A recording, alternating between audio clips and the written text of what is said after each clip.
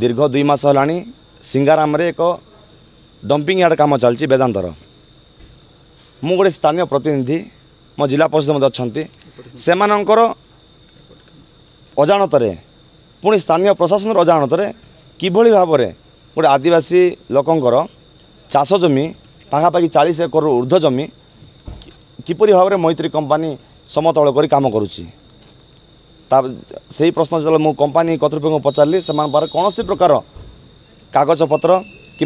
कौन प्रकार एग्रीमेंट कि तार लीगल सर्टिफिकेट कौन प्रकार से देखई पार नथिले जहाँद्वारा मु गाँ लोक असुविधा अभियोग क्रमे से काम को बंद करैली बंद करने सहित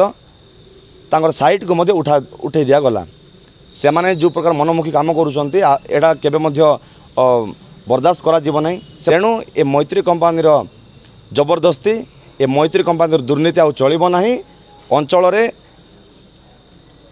भलिया माने ए भलिया अभियोग ए भलिया असुविधा को बर्दाश्त करा जीव नाही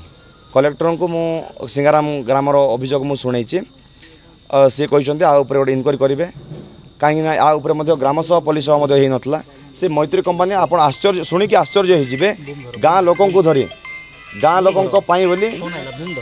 गाँ लोकों बोली केबे ग्राम सभा पुलिस सभा आयोजन न करी से मनमुखी भाव में 2 मास काम करुले तेणु मुझे से अभियोग ही सार को कही सार कहते आसंता दिन से आसी गाँववासी सहित आलोचना करी